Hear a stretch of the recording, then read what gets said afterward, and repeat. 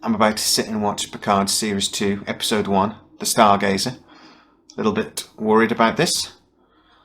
Welcome to Sci Trek, your sci-fi TV movie channel.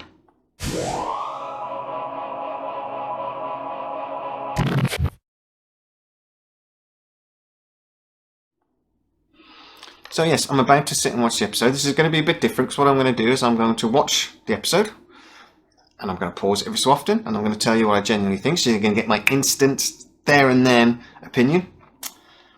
I am a little nervous about this, like I say, mainly because Picard Series 1 was a massive disappointment. Started good. Actually, I watched it again recently. It didn't even start that good.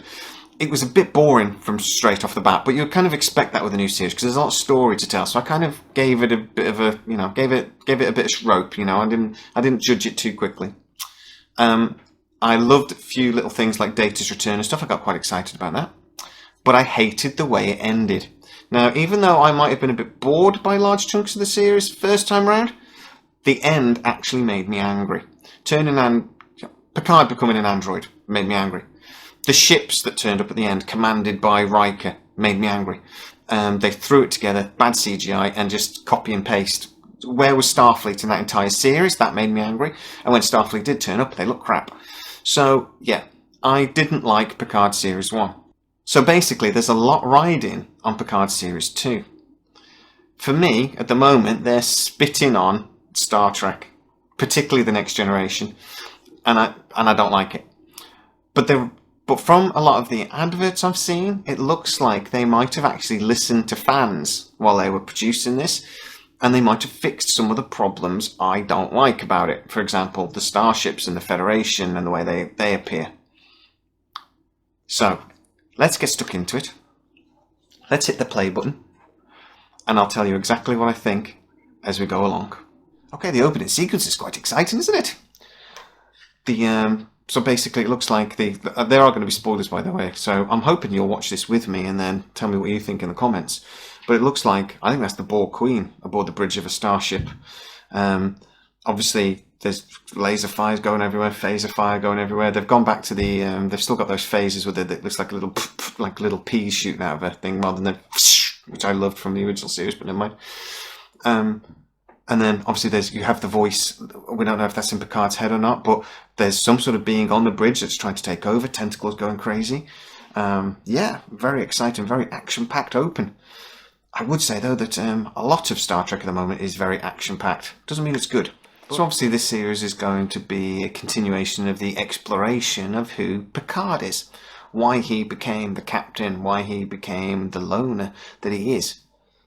Obviously, we've just seen his mother, Yvette Picard. Quite an annoying English accent, I'm not going to lie.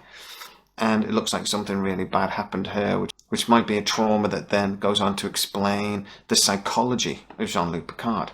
Now, I find that really interesting, but I hope it doesn't suck too much of the fun out of the show. The Federation USS Avalon, thank God, a Starfleet vessel that actually looks like a Starfleet vessel. Excellent. Spatial anomaly. Ooh, bit of mystery. Let's see how we get on. In previous Star Trek iterations, when we've seen Starfleet Academy, basically, at San Francisco, it looks like San Francisco, but with just a bit more added, sort of a bit more futuristic. The Starfleet Academy they have in this is dramatically different to, I think, what we've seen in the past. It's almost unrecognisable as San Francisco, other than the Golden Gate Bridge. It's very much a different design to what we've seen in the past. A design, though, I don't particularly hate. I think it's actually pretty cool looking. Now, Rios was one of my favourite characters, so I am actually very happy that Sandero Cabrera is back for this series. I love that he is the captain of what looks like the Stargazer at this point, because I saw the diagram behind her on the turbo lift, and it definitely had 4 nacelles.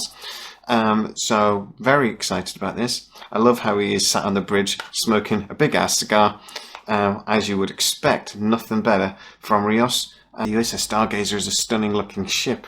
I really wish they hadn't teased it in the last advert so that we knew it was going to happen. That would have had so much more impact if we hadn't have known. The way they set that whole scene up, and then but we already knew it was the Stargazer, so that's a shame. But hey, it's a good looking ship, and again, thank God they actually listened and they've learned their lesson from the first series of Picard, and they've actually got Starfleet in this. for one, but also then the Starfleet ships are actually Starfleet ships. They actually look like something we would recognise. Great looking ship, really happy about that. I should say as well, the uniforms, they're really good. They're a little bit of a blend, definitely from the TNG. There's definitely a feel of the TNG uniform in there. There's a little bit of a feel of the DS9 uniform in there. I hate the uniforms from Discovery. I think they're awful. This is a nice blend of, like I say, 2 or 3 different styles from the original, the good Star Treks. Yeah, the uniforms, spot on. Really like them. That's stupid. Guinan's just said that she's aging because she's chosen to age. She's trying to keep up. Elorians can age very long and slowly if they want to, but she's chosen not to. They're also ignoring that Picard's an android. Why don't they just ignore that Guinan's looks older? It annoys me when they sort of force explanations in like that. Unnecessarily, though. They could have just ignored it. But, okay. So, everybody's on the Stargazer. Very good. This thing about the Article 15 and this entity basically pleading for help from Picard.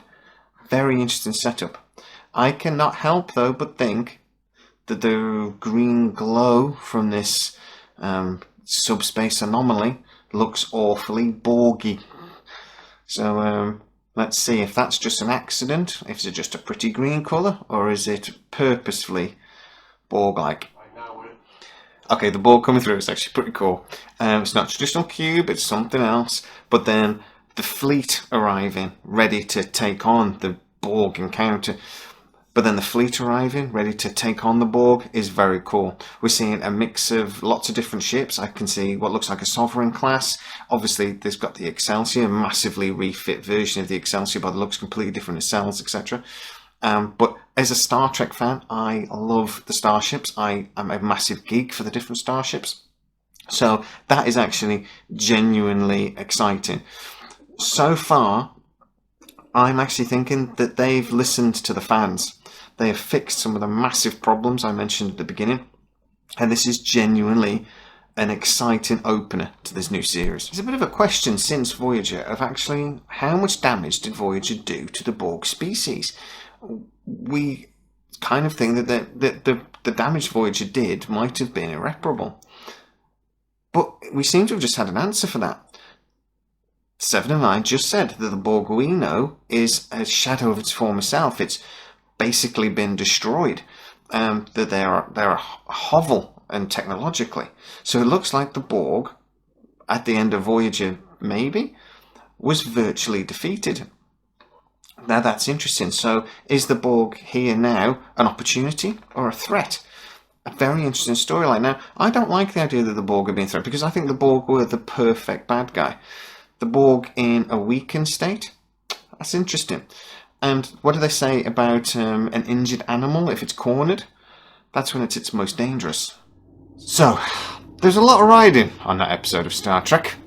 I was genuinely starting to think about moving away from Star Trek. If that had been bad, I don't think I'd have ever watched Star Trek again. But it was brilliant. So, Star Trek might actually be back.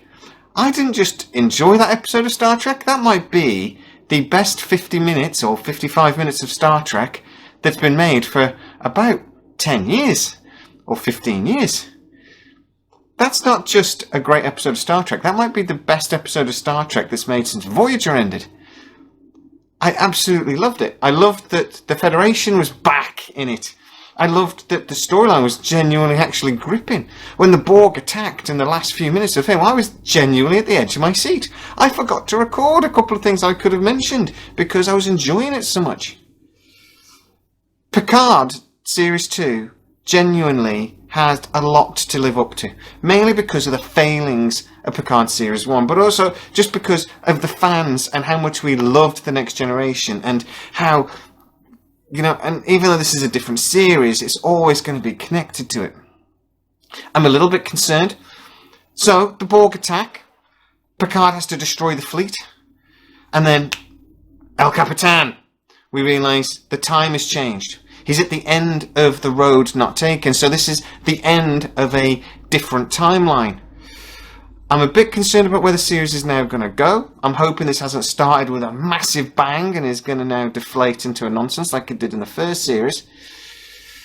I imagine now what Picard is going to have to do is go around and try to pull the gang together, because obviously Rios and so on are going to be in different parts of the galaxy now, and we're going to have to try to find out where Seven is and so on. And Picard is probably going to try to bring them back together to defeat this upcoming enemy and the Borg's return. I'm hoping they don't ruin that, but from what I've seen in the adverts, I think we've got some fun episodes ahead. So, what is my final conclusion? Star Trek is back!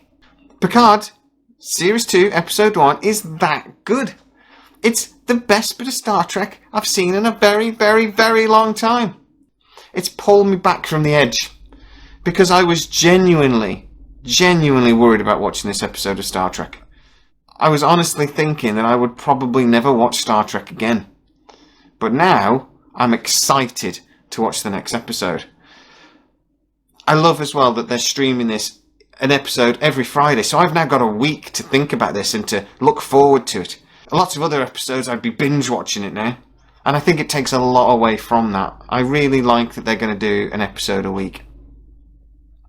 So, I'm not going to do a video like this every week looking at the episodes. I probably might talk about it again at the end, but I'm really, really excited about it, and I'm really, really happy they didn't mess up, at very least, the first episode. So if you are new to the channel, please like, subscribe, hit the bell notification, hit all those nice buttons, the up, like, and etc. And you can become a fully fledged side trekker if you would like. Hit the join button. Please, guys, stay safe, watch Star Trek, and I'll see you soon.